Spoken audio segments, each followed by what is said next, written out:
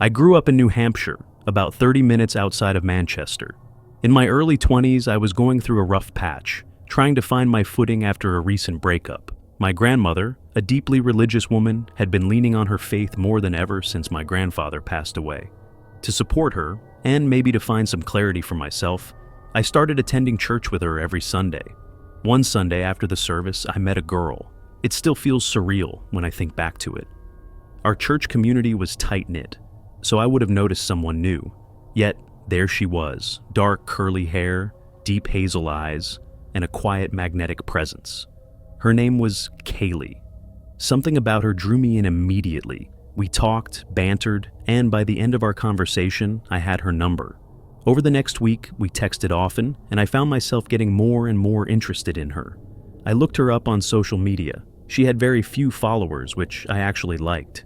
It made her feel more mysterious. She eventually opened up about her life, though she was vague about details. She hinted at a troubled past, an abusive stepfather, a biological father, even worse. Her family had moved to escape something, though she never explicitly said what. I didn't press her for more. The following Sunday, she was at church again. After the service, I asked her out on a date. She said yes without hesitation, flashing a knowing smile. That entire week, I looked forward to it, running over every possible conversation in my head.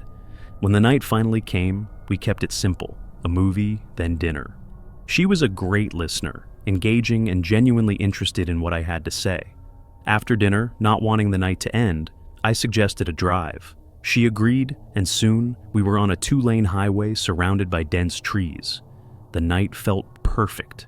Then, everything changed. Without warning, she started speaking in a language I didn't understand. Fast, mumbled, something that sounded like French or close to it. I laughed at first, thinking she was joking, but then I saw her eyes. They had rolled back, showing only the whites. My hands clenched the wheel as my heart slammed against my ribs.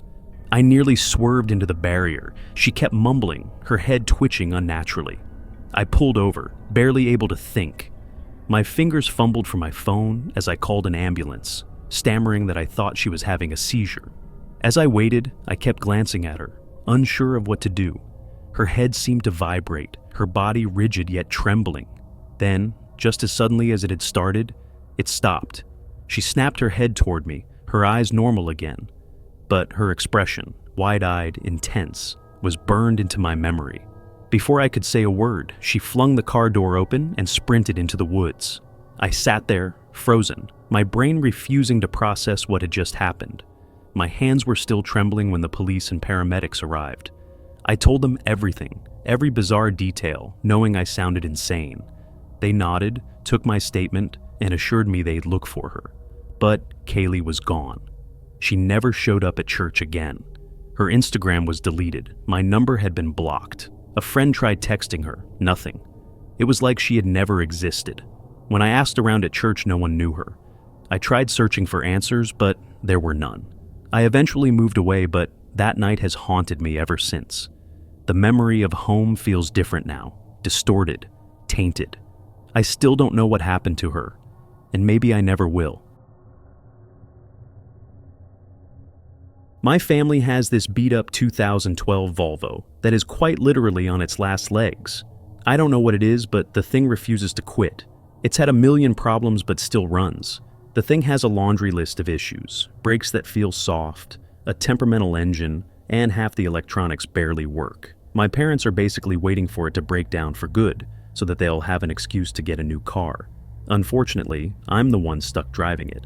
In addition to the myriad of other issues it's suffering from, the windshield wipers don't work at all, so driving in the rain is a death sentence. Even a little drizzle is enough to completely obstruct the driver's view. Everyone knows Nevada is the driest state, though, so rain typically isn't a concern where I live. I remember elementary school teachers always making a big deal about that fact for some reason. Anyway, this was back in the summer a couple of years ago. I was on my way back from a solo trip to visit my friend Kelvin a few states over, one of those friends I hadn't seen in years. I love driving, so I figured I'd make an adventure out of it, just driving alone through the stretches of the empty desert. The drive there was great. I stayed a few nights at his place, and we did a lot of drinking. It was a great time, and I was glad I made the effort. The majority of the drive back was a piece of cake, but that didn't last long. As I crossed into Nevada, a storm hit. Not just a sprinkle or some light rain, an actual thunderstorm, complete with lightning and torrents of rain. I later realized that it was one of the heaviest rainfalls we'd seen in years. I'd driven through rain before, but nothing like this. It didn't really make much of a difference with the current state of my windshield wipers. Any amount of rain would force me to pull over, so reluctantly, that's what I did. I pulled off the highway and parked a considerable distance into the desert just in case a truck or something didn't see me. I figured I had no choice but to wait it out. Maybe try to get some sleep in the car. I debated calling the police for assistance with the wipers, but money was tight, and I wanted to avoid a ticket at all costs. If not the wipers, they'd definitely get me on something else. I wasn't about to ask my 65-year-old parents to drive 3.5 hours to rescue me either. So sitting and waiting was my only move. I was on my own, alone on the side of the road during a thunderstorm in the middle of the desert. Not a single car passed me for a full hour, and the storm didn't even let up a smidge. I think being alone in the desert started messing with my head, because after about another hour, I got this unsettling feeling. I'm not sure what it was, but I got this unexplainable urge to move the car. It was still pouring, so I obviously couldn't do that safely. I found myself nervously looking out each of the car's windows as if there were something out there. There obviously wasn't. All I could see were miles and miles of endless rocks and desert. The sun was just about to set though, which would soon cast my surroundings in darkness. I hadn't expected the storm to persist this long, so the reality of having to spend the night out in the desert hadn't even occurred to me. I fully admit that the thought of not being able to see what was out there spooked me. I don't exactly scare easily, but I had heard enough desert stories to be understandably cautious. As if my thoughts were being read, the storm began to subside a bit. I took that as a sign that I'd be able to get back on the road soon, which was a relief. The sun started to set, casting that strange muted twilight across the desert. Under different circumstances, I would have admired the beauty of it. The damn rain wasn't stopping though, so I had no choice but to stay put. I tried to concentrate on the lightning in the distance, thinking maybe that would ease my mind. I don't remember how much longer I waited, but eventually the sun set completely. At that point, I decided waiting was wasting valuable energy, and I'd be better off trying to get some shut-eye. Just as I was about to close my eyes, I saw flashes in the distance. It wasn't lightning this time, just bright, sharp bursts of white light darting through the darkness. They seemed to jump around like they were coming from multiple places. It was creepy as hell. I watched them for a few more minutes before realizing that they were getting closer. They were literally approaching me. I could feel my palms starting to sweat.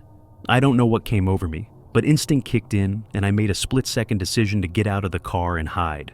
I grabbed my phone, scrambled out, and ran to hide behind the nearest rock formation. It was still raining, but I didn't care. I could feel my heart beating rapidly, and I prayed that the sound of the rain would conceal my breathing. Crouching low, I peeked around the edge, watching my car from a distance. After a few minutes, I realized what the flashes were. Flashlights. I saw 3 figures moving through the distance toward my car, each equipped with a flashlight. They were flinging their beams around wildly as if dancing or stumbling or something. It was abnormal, I'm telling you. They circled my car, inspecting it as if they were looking for something or someone. I'm telling you though, the way they wielded their flashlights, it was like they were on something. I squinted trying to make out details, but it was too dark to see much. Without warning, one of them fired a gunshot at the sky. I jumped, completely caught off guard, and I bit down on my lips so hard I broke the skin. Every instinct told me to stay as still as possible, to make myself invisible behind the rocks. For what felt like forever, I stayed frozen in place, not daring to peek behind the rock. Eventually, the curiosity was unbearable. Slowly, I peered behind the rock again, and I felt my stomach drop. It was pitch black, no flashlights. I waited, not sure where those people had gone, and then, just like that, the lights were back, flickering around my car again like they were taunting me. I knew I couldn't stay there all night. My hand shook as I pulled out my phone, fumbling to dial 911. I whispered into the phone, trying to explain what was happening with my voice barely audible. The operator said they'd send someone, and I put the phone down, feeling both relieved and terrified. After what felt like an eternity, I finally saw the faint glow of police lights in the distance. The second the lights started flashing, the 3 figures turned and bolted, disappearing into the darkness. By the time the cop actually pulled up next to my car, they were long gone. I ran through the rain, waving my arms, grateful that I had been saved. The officer listened as I told him everything. He didn't seem particularly shocked, which somehow made all of it feel worse. He did have the courtesy of waiting out the storm with me and not towing my vehicle, which I guess I could say was a good thing. I think about this often, and I haven't done a road trip since.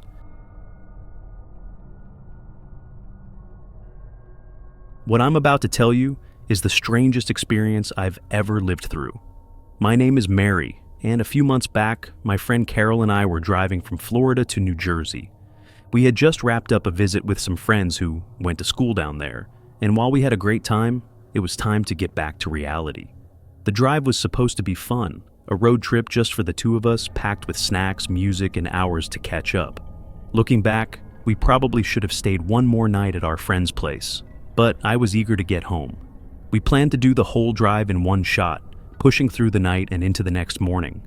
A few hours after sunrise, my back started aching from sitting so long, so I told Carol we should stop somewhere to stretch, grab gas, and maybe find something to eat before getting back on the road.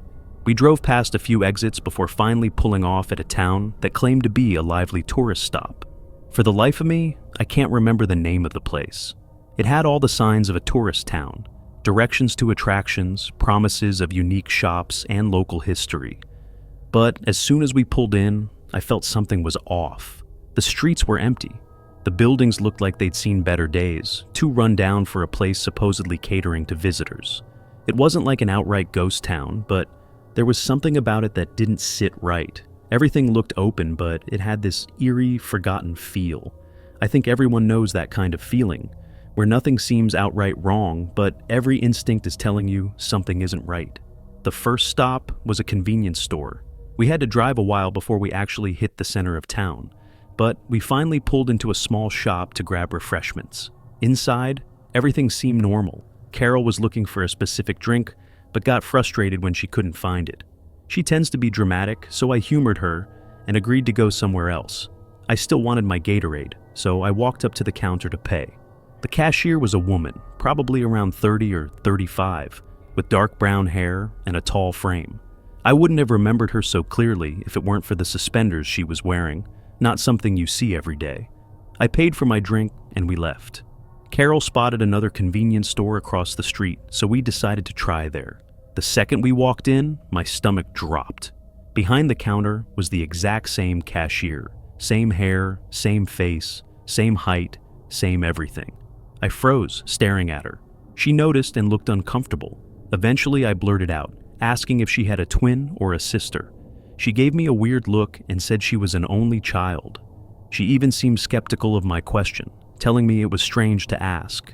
I tried to explain, but she didn't say anything else. The deja vu was overwhelming, and I backed out of the store, dragging Carol with me. Carol was confused, but when I explained, she brushed it off, saying she hadn't paid attention to the first cashier, and that I was just tired from the long drive. But I knew what I saw. Determined to prove it, I ran back to the first store. When we got there, the girl behind the counter was completely different. This one was shorter, had light-colored hair, and looked middle-aged. There was no way anyone could have mistaken her for the other cashier. It was like the first girl had never existed. Carol told me to let it go, and eventually I had no choice. I just wanted to leave. We still needed gas though, so we pulled into the first station we saw. It was completely empty, just us, the pumps, and a small payment building in the back. We were the only car there. Carol went inside while I paid. She was still on a mission for her drink, but of course, they didn't have it either. We couldn't have been inside for more than a few seconds. When we stepped back out, my stomach sank again. What had been an empty gas station not seconds ago was now packed. Cars filled every pump, some even lined up waiting for a turn. The once empty parking lot was overflowing with people. It was as if, in the blink of an eye, we had stepped into a completely different moment in time. But the worst part was how everyone was looking at us. I've never felt more uncomfortable being stared at before. I could tell Carol felt it too. This time, she didn't try to rationalize it. We both knew something was seriously wrong. We abandoned our plans to find food and decided to get the hell out of there. Back on the road, we were quiet for a while. I wasn't scared exactly, but I had the worst gut feeling. I didn't know how to describe it then, and I still don't now. Then, just as we started to relax, a car passed us. It was a Toyota Sienna with a cracked windshield. I remember it because the crack was massive, a spiderweb pattern stretching across the glass, and the side of the van was scratched up badly. It was impossible to miss. Carol even made a joke about it, though I can't remember what she said. 10 minutes later, the exact same minivan passed us again. We were sure of it. Same car, same crack, same scratches. But how? We had been driving straight, fast. There was no way it could have gotten ahead of us. The odds of passing two identical cars with the same damage were basically non-existent. Carol started panicking, saying, "Oh my God," over and over again. She told me to speed up, and I did. I was barely holding it together, but I had to stay calm for both of us. I wanted nothing more than to get back on the highway and leave this entire place behind. I glanced at the GPS. An hour had passed since we left the gas station. That wasn't possible. I wanted to tell Carol, but I didn't think she could handle one more strange thing. My heart was in my throat, but I just kept driving. A part of me worried the GPS would start taking us in circles. Finally, we made it back to the highway. Whatever was happening, it stopped there. By the time we got home, however many hours later, it felt like waking up from a bizarre, disjointed dream. Even now, when I think back on it, it doesn't feel real. Whenever I tell this story, people give me weird looks. I don't expect anyone to have an explanation for what happened. I've read other stories about strange occurrences in small towns, and a few sound eerily similar to mine. But the weirdest part wasn't the people or the car, or even the missing time. It was the feeling, that deep instinctive sense that something was wrong. Until that day, I never truly understood what it meant to get a bad vibe. It's like every bone in your body is screaming at you to notice, to leave. I hope I never feel that way again.